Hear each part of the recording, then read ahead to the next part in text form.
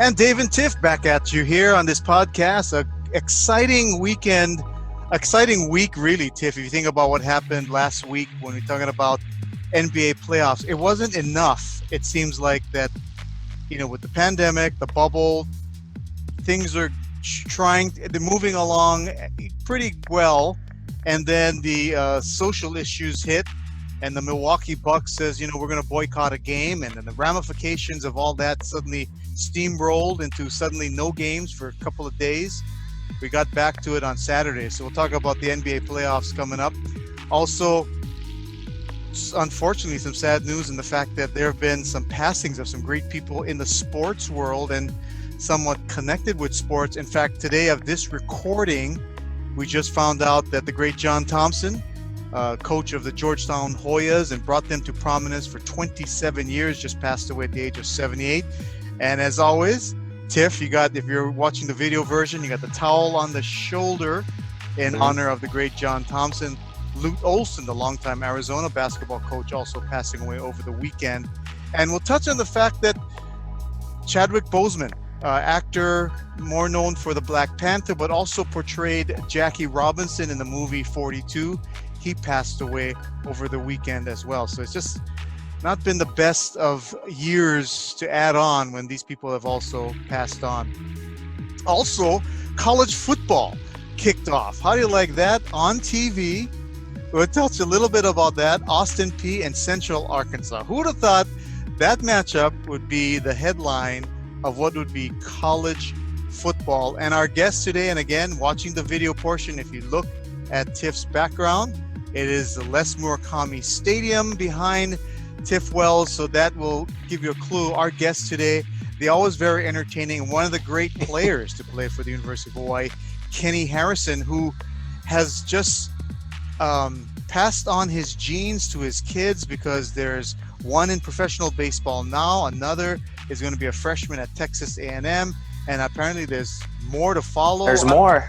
He has, I don't know how many kids he's got. I think about 5. He can make his own baseball team, but the talent continues on. So we'll talk to Kenny a little bit later. We'll have a new segment we're going to put in today. It's going to be called the MMA Report, and it'll be Jaron Kawada giving his first podcast report of the UFC fight night that occurred over the weekend. So we'll put that in and be a first time for that. And then we'll conclude with Tiff's Corner rounding out. But Tiff, a little bit of the NBA playoffs.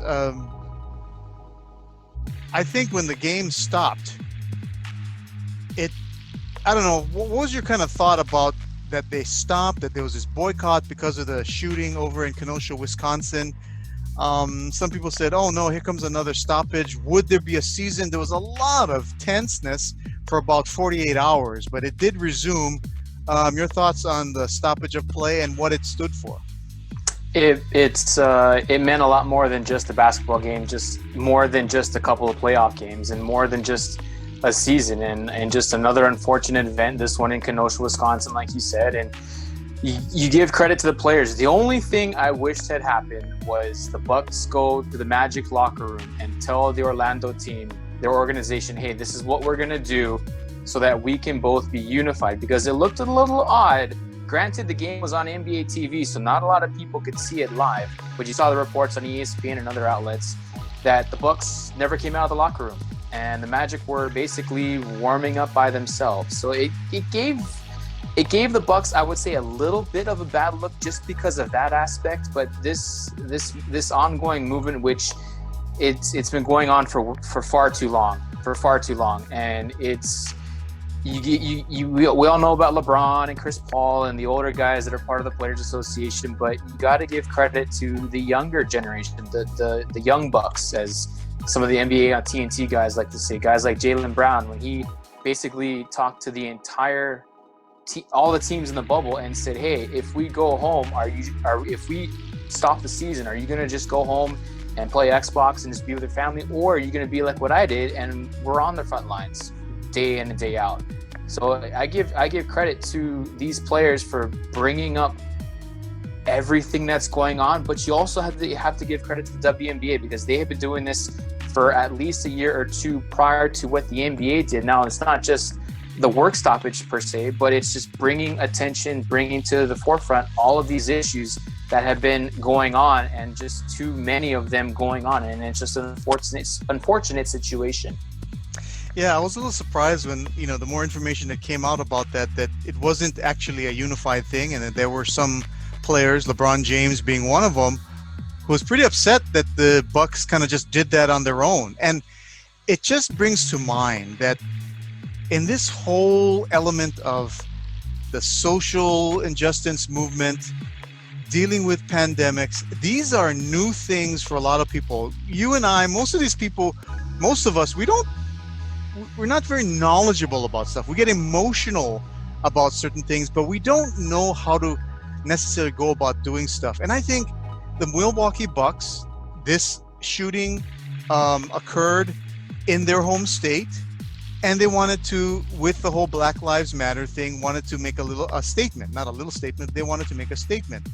But they were not aware of the ramifications of what they thought was their statement for the state of Wisconsin. Chain reacted into the rest of the day's games were canceled. The WNBA, MLB, this chain reaction, and that caught them off guard. The players and whoever was, that felt they should do this. And you think about the pandemic, how so much criticism is for a lot of people in the departments of health, in our governments, but none of us is used to doing stuff like that. I am not used to advocating for social injustice. I can feel emotional about it, but sometimes when you do stuff, you don't realize the ramification, and call it a wake-up call, but it was a positive one. And I think continuing to play, I've always felt that continuing to play, you have that forum of the NBA playing in this bubble, and all the attention is on them right now. So keep it going. If they were to stop playing, I don't think the message would have been able to continue on as well than if they continue to play as they are now, and be able to extend more message and really push that message further on had they stopped. Definitely, I totally agree with that. And just, kudos to the Players Association, kudos to all the teams that are in the bubble that brought this again to the forefront. I mean, it's unfortunate that we're having to talk about this here in 2020. It's gone on for far too long, and it needs to stop, and it needs to stop. It had to stop yesterday, but it needs to stop as soon as it can. And we'll go on quickly onto some of the passings that occurred. Geez, it seems like just since Friday. So I believe it was Lute Olson, the longtime coach at University of Arizona, passing away Friday. And also on Friday, I believe it was Chadwick Boseman that passed away, the actor who portrayed the Black Panther, but also portrayed Jackie Robinson in the movie 42. That day was also the day Major League Baseball had designated as Jackie Robinson Day. So how ironic is that? And then today, here on Monday, August 31st, is when the news came out that John Thompson, the longtime coach at Georgetown, had just passed away at the age of 78. And the thing about that is, especially with John Thompson, here's another figure that was very prominent in the African-American, I guess you could say, position of getting their voices heard, the equalities, the injustices that were happening. For him, John Thompson was talking about this when he was a coach in the heyday of Georgetown back in the 80s. The first black coach to take a team to the Final Four. I also remember how he felt that was insulting that the media asked him about his feelings about being the first black coach. He felt that's insulting to say the first black coach, as if I became the first one competent enough to take a team to the Final Four. And he was very outspoken about equality for the African American in the coaching profession. And the fact that he did it all at Georgetown. 27 years, a streak of 24 straight postseason appearances, 20 in the NCAA, 4 in the NIT, Coach of the Year many times in the Big East, an original member of the Big East Conference. Like you said, the national championship in '84, they had a run where they made the Final Four in 3 out of 4 seasons. And you see Patrick Ewing, Allen Iverson, many guys, Dikembe Mutombo, Alonzo Mourning, a lot of the original, best players to be a center came through Georgetown. Yeah, those are some years, and his son became a head coach after he did. And then now one of his best players ever to play out of Georgetown, Patrick Ewing, is now at the mantle of Georgetown. And, that is another sad story. And we'll get to that a little bit later on, because right now let's go to an always entertaining person, I've always felt.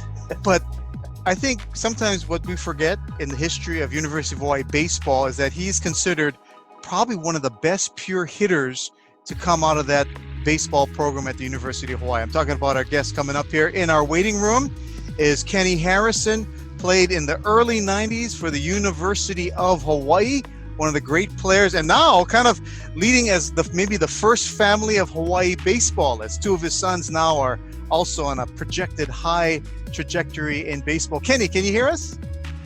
I got you now. Hey, all right. Hey, Kenny Harrison joining us, one of the greats to play University of Hawaii baseball, joining the Dave and Tiff podcast. Kenny, thanks for taking the time. And I just want to ask this question. Your son is a freshman, right, at Texas A&M. How is he doing?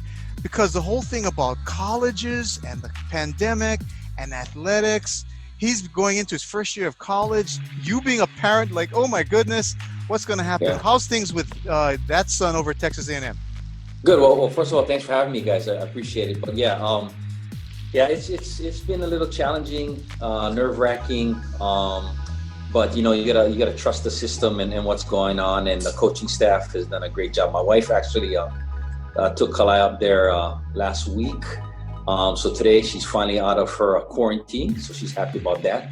But just knowing the fact that they got all these protocols in for the kids, the players, they're working out in groups of 4, I think, or so.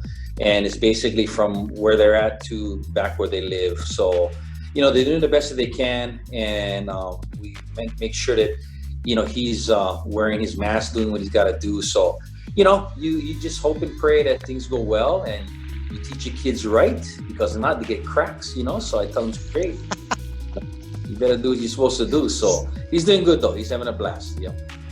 Your boys know how good you were back in the day?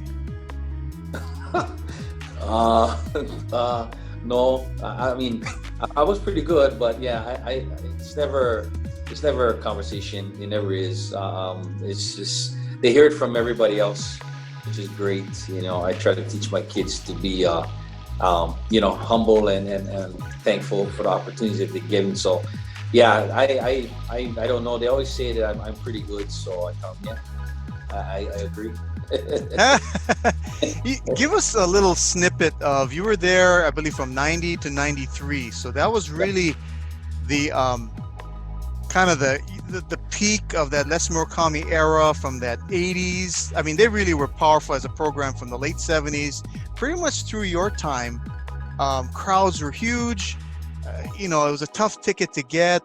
Kind of give us a snippet of kind of your memories of that era of baseball at the University of Hawaii. Well, it was great for me, coming from a small school at University High School, and being able to get an opportunity to play there.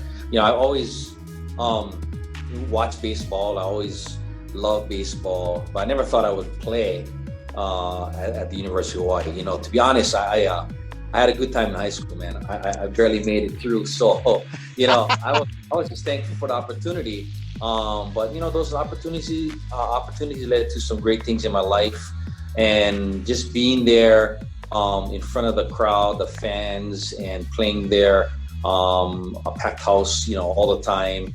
And the guys that I played with are some great guys that I played with. I'm still friends with Matt Apana, one of my best friends. The guys that you just are always with all the time. And so it was a good time in my life. And it gave me a good opportunity to do what I'm doing now in sales for now a little over 20 years. It's given me an opportunity to help me, set my platform and help me, do what I do and be able to provide for my family. So it was a great networking opportunity as well. And I didn't know it at the time, but now that I'm going to be 50 this year, I believe it was one of the greatest times of my life. Yeah, absolutely. Kenny, to play under Les Murakami, what kind of what was maybe one or two of his life lessons that he kind of instilled in you when you were playing that you've kind of kept around now? Coach Les, man, he rode me pretty hard, man, I'll be honest, so he always used to say, without a doubt, the green gun rise to the top, so I always remember that one because it's true, the guys that work hard, the guys that, come and battle every day are going to be the guys at the top, and so it's helped me. I moved up in my career. I'm not at the top, but in many senses in my life, I'm at the top where I'm at, so I'm good. But he just was very, very demanding as a coach, wanted perfection, and at the time when you're there, out of high school, you think, I don't like this guy, I don't want to play for this guy, but I was raised that way, so for me it was easy because I loved someone pushing me. And then me proving to them that, okay, yeah, I got you. I can do this. So I just think the life lesson of that has always been embedded in me, and I've taught my kids the same way because, especially nowadays, I mean, being a kid growing up, it's just a lot tougher now. So you got to be tough, man. You really do. You got to be tough and resilient. So just those things were a lot of life lessons he taught me. We've talked about Kalai, your second oldest, but let's go and talk about KJ. And a couple of years ago, a lot of people here got to see him play on the college baseball's biggest stage over in Omaha. And yeah. you and Kaleka were lucky and able to go to Omaha and watch him play.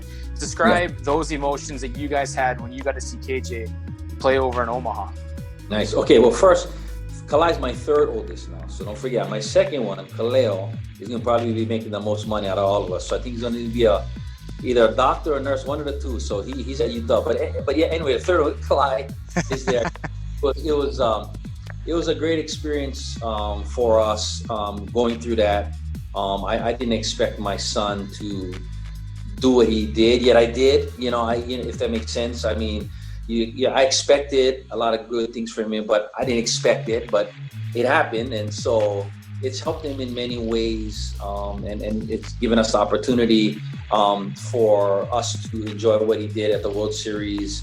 I mean, the experience, just going through that, just playing for a program and being a parent in a program like at Oregon State and playing for Coach Casey and meeting those guys was amazing. But I think it's also helped set the tone for his younger brothers, to be honest. I mean, the success that he's had has helped Kalai. It's helping Kaikea, who's a junior at Punahou, and it's going to help my youngest, who's a seventh grader as well at Punahou, Kahaku. So I think those experiences and what he's done, his humility, his humbleness, and his abilities have helped just our family in general. I mean, to be honest, it's been great. And people are curious, right? They're like, hey, who's this other guy, Kalai? He's pretty good. I hope he's like his brother, So, the genes from my wife's side really helped push that a lot, So it's been great that we've had that opportunity to enjoy.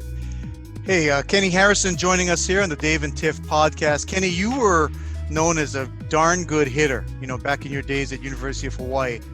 Thank you. Could you still hit a breaking pitch right now? You get a little warm up. But if you got back on the plate, could you still hit a breaker? I'm sorry, but that's a stupid question, my friend. Yes, that is a question. Yeah, absolutely. I still can. Yes. Kenny, that was all on Dave. I had nothing to do with that question. It was, yeah. Dave, got to be somebody. Yeah, I know, but jokingly, but yeah, I mean, I still hit with the kids all the time. I still throw batting practice, and I video myself every once in a while, and. I still can. I mean, I don't know what kind of velo I could hit now because, like I said, I got to wear these glasses and better. So I still can see the ball well. So I can't see close. So I can pick up from the hand and see it. So I still could. I'm not too sure if I could hit the pitching nowadays. I doubt that. I mean, guys are throwing 95 plus all the time and sliders at 89, 90. So. Yeah, but I think I guarantee you put me in there, I'll give it a good shot. There's no doubt. Yeah. All right, there's going to be contact regardless of what they throw, right? Something's going to be contacted or something's going to be pulled. One of the two. Yes. Hey, Kenny, you were formerly, the head coach at Punahou. Are you coaching now, or is there any, are you looking to possibly go back to be a head coach in the high school level or anything of that nature? Not right now. I'm just helping out my youngest kid, and I just found, I'm just spending way more time just with my kids, which is nice, and being able to do that. I think the coaching realm has changed a lot too, as far as how it is and how it works. So I've just been working with my kids. I do some lessons here and there, but yeah, no coaching right now. The time is a lot. You got to give a lot of time out there. And again, I give credit to all the coaches that are out there, but I'm still heavily involved in many ways.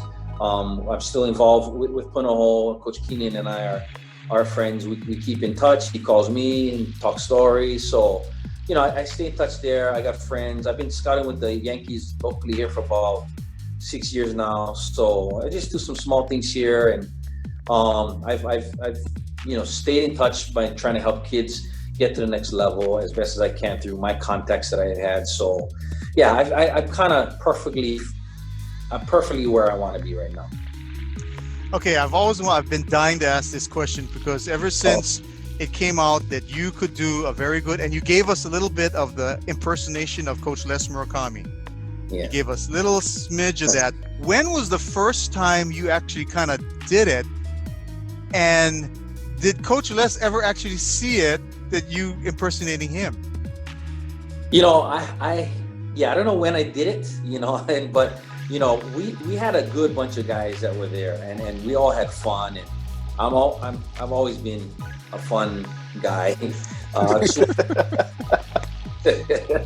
I have slowed down in my age, but I still have a lot of fun, and I don't know. I just he used to always bring up these small little things, and kind of like Yogi Berra, like didn't really make sense to me when I was in college. But I just guys would egg me on, and so I started doing some small Coach Les impersonation. But he's really easy to do because the voice is just really what you gotta master, and then his temperament and just the way he talks. It's kind of you got into it. It's just it's kind of easy, because he just kind of it's like he's half asleep when he's talking. And when we were with him, we kind of thought the same thing. And so yeah, but I love. Did he ever see it? Did he ever see you do it? I'm sure he did, but I never was around for him to do it, and I'm sure he probably didn't like it, but it was all in fun. And I thank the man for giving me my opportunity in life. I mean, to be honest, I barely made it through high school, and he gave me the opportunity to play a game that I really didn't know I was pretty good at, and I got the opportunity and did okay with it, and so I really am so thankful that he did come to see me and at my little high school and watch me catch against Kamehameha School at Lanakila Field, and I never caught in my life to that game, but so yeah, they saw me, and I was like, I really thank him, even though I've teased him, and I made a boatload of money off of impersonations too. So. Oh, that's hilarious. I remember when you did it, I think, on TV once when you were being interviewed. It was hilarious. Mm-hmm. Just hilarious. Hey, Kenny, I want to thank you so much for joining us. Former University of Hawaii All-American Kenny Harrison joining us on the Dave and Tiff podcast. Continued success as a dad, because it must be so fun to watch your kids move up the ladder, and hopefully we will have a spring baseball season for Texas A&M. Thanks so much for joining us. All right, guys. You guys take care. All right, man. Thanks, Kenny. Kenny Harrison, University of Hawaii, former University of Hawaii All-American. And I mentioned this, Tiff, one of the great hitters to come out of the University of Hawaii, played professional baseball as well. But he's a guy that there are a lot of great hitters that came out of the University of Hawaii. Think about the Mario Monacos, the Oniates, the Glenn Braggs, and here comes Kenny Harrison, the University of Hawaii, University High School, and he did, wonders for those teams in the early 90s. You think of like Randy Vollmer, Billy Blanchett. My mom, who used to cover Rainbow Baseball back in the late 80s, early 90s. And, I give Matt Apana a lot of flack because I'm a Pepperdine alum, and he was pitching against Hawaii in that super regional back in '92. But one of my favorite guys when I was growing up playing baseball was Kenny, and I never told him this, but I actually tried to emulate his swing. Now, I wasn't as good as what he did, and when he said he could still crack a baseball pretty far, it's not going to go over that brought in baby blue. It was going to go over big blue at the original wall at what was Rainbow Baseball Stadium, now Les Murakami. But yeah, one of the best hitters to ever wear a Hawaii uniform. We're going to do a new segment because, one of the things that has happened when we've gone into this stay-at-home pandemic thing is, for a time being, UFC, MMA was the first professional sports league to actually continue and have bouts and things of that nature right when this pandemic hit. And I kind of became a slight fan. So I said, you know what? Let's do a little bit of a report here. So we just had the UFC Fight Night over this past weekend. So let's have an MMA UFC report from Jaron Kawada. To start this week of UFC's Fight Night, Smith versus Rakic, the first fight on the card was Mallory Martin versus Hannah Cyphers. Martin submitted Cyphers in the second round. Big comeback. What a great story for her. If you want to go check up on that, you should. Alex Caceres defeats Austin Springer in the following fight. Another first round submission, so 4 actually to start the night. Caceres is now 18-12, and his record is deceiving. This guy is dangerous. He is a sleeper. If you're a betting man, I would like Caceres. He has now won 3 in a row actually, and has defeated Chase Hooper and Austin Springer in back-to-back fights. And then to finish off the prelims, Impa Kasanganay defeats Maki Pitolo. Kasanganay is undefeated in his professional career. To start off the main card, Ricardo Lamas defeats Bill Algeo. Lamas, great fight. This is the fight of the night. There's nothing much you can say about Lamas that you don't already know. He's a legend. And he said he's considering retirement after this fight. So Neil Magny defeats Robbie Lawler. Dominant performance by Magny. This could be the last fight we ever see from Lawler. He's lost 3 in a row now. Alexander Rakic in the main event defeats Anthony Smith. Another dominant performance. Unanimous decision there. Rakic should see a title shot next, if not maybe one more. And this is now 2 in a row for Smith, who has lost to Glover Teixeira and Alexander Rakic in back-to-back fights. I think the winners of the night, Impa Kasanganay, Alex Caceres, Neil Magny, Alexander Rakic, those guys all put on a show. They've proven that they should be elevated to the next level. This is Jaron Kawada, and I'll be back next week to recap UFC Fight Night Overeem versus Sakai. We want to thank Jaron for that report. First time for him, by the way. First report on the MMA, so I want to thank him. It was pretty exciting. I saw a few of those fights. Before we get to Tiff's Corner, Dave, hold Tiff, on here. I want to ask though. Did you ask him about this before he brought it up, and are you paying him somehow? Well, he is my son. He's my son. See, we had Kenny Harrison, who has great sons in his lineage of baseball. So my oldest now is trying to get into sports media. He's a sophomore over at Butler University.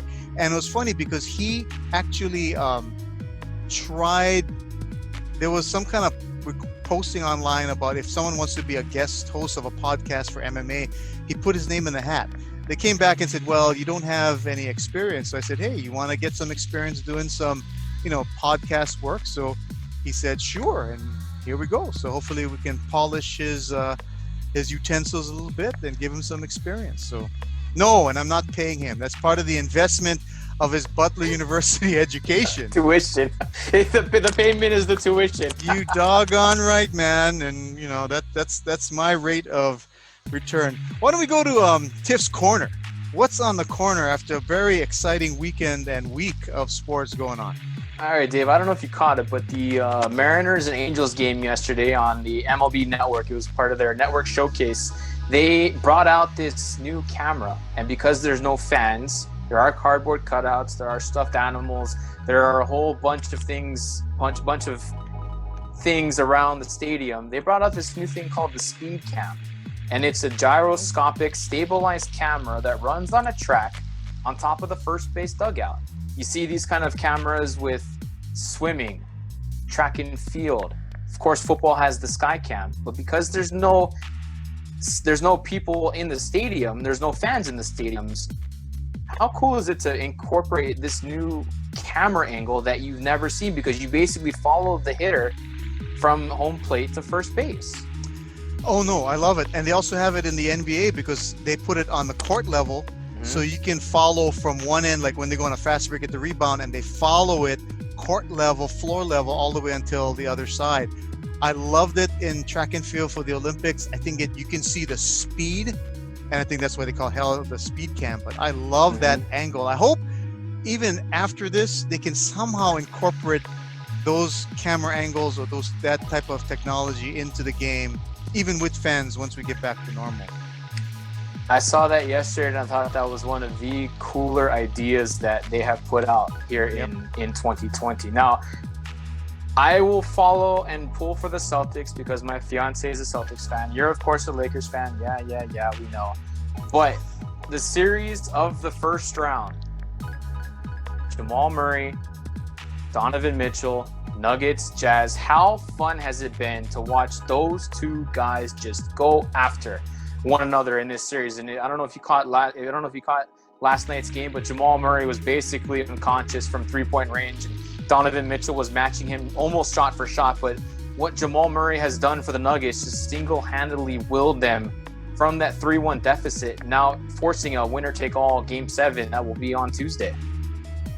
Not bad for a guy who was averaging under 20 points a game earlier. So he's one of those guys that they had those bubble awards, most improved player. I mean, Jamal Murray ranks up high on that list amongst some other guys. And we've seen some other NBA players that really have shown in the bubble. And it makes for more exciting basketball because then you can have these other players kind of come out. So like the NCAA tournament, right? You hear players just come out during the tournament that you never heard before. And Murray for the NBA, I mean, his star is lit.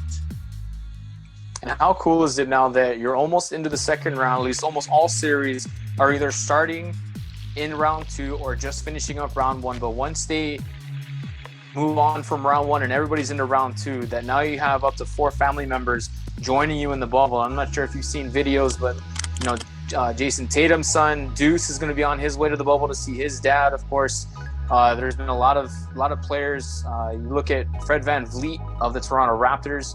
That the Raptors have been in the bubble since late June. And so there was video of him today that he got to see his kids run down the hallway in person for the first time in 2 months. And I thought that was pretty cool. And lastly here, Dave, Leonard Fournette, the number 4 overall pick in the 2017 NFL draft, he was waived today. Leonard Fournette was picked ahead of Deshaun Watson, Patrick Mahomes, because the Jacksonville Jaguars at their quarterback position had Blake Bortles. So that's why they did not take either of those quarterbacks, because they had Bortles, and now you don't have Bortles and you don't have Fournette. So I guess they're in rebuild mode. Fournette, I'm assuming, I'm not going to really go out on a limb to say he's going to be picked up by someone else, but you see it all the time, right? A high draft pick that just doesn't pan out where they're at, and he's just unfortunately one of them. And the running back position no longer as high valued as it was before, so your shelf life to me is even shorter. His 1-year extension off of his rookie contract was declined, so you knew his time was already limited. But I think he's going to get picked up somewhere else. We're going to stay with the Jaguars here. We're going to go here quickly, Dave. I know we're running low on time. Fantasy football. The NFL is starting up in a couple weeks. Of course, you play fantasy football. I do it as well. Would you draft Gardner Minshew as your first round pick in 2020? Well, I'm going to say no, but then I have not been very successful in fantasy football. There is a caveat to this, and that's why I'm bringing up Gardner Minshew, because this came out on the 25th of August that any fantasy player would be eligible to win free beer if you select Gardner Minshew in the first round of your draft. And you could also win free beer for a football season if you pull off a win in your league with Gardner Minshew starting. To enter, owners screenshot him as the first round pick. Use the hashtag Bud Light Minshew Draft and sweepstakes on social media posts. So knowing that, would you still draft Gardner Minshew? Yes, I would. I wish I knew that before I just had our family fantasy draft. Absolutely, man. I'd do it and hope for the best. Oh my gosh. I wish I knew that. Maybe if I join another league, I'll draft Gardner Minshew. Damn. Okay. Good to know. All right. That was a good Tiff's Corner. Good news over there. We want to thank Kenny Harrison for joining us here on this Dave and Tiff podcast. And again, our condolences to the families of not only John Thompson, but also Chadwick Boseman and Lute Olson from University of Arizona, all passed away over this past And week. also Clifford Robinson, former UConn great, Portland Trailblazer. Many guys were wearing headbands over the weekend because that was what Robinson wore when he played in the NBA and even in college. He was one of the first to wear the headband. Yeah, part of those good Portland Trailblazer teams of the 90s. Another player gone too soon. Well, that'll do it for our Dave and Tiff podcast. And I also want to thank Jaron Kawada for the MMA report over Fight Night. Stay safe, everyone, and we'll catch you next week. This is Dave Kawada for Tiff Wells saying, see you later. Wear that mask.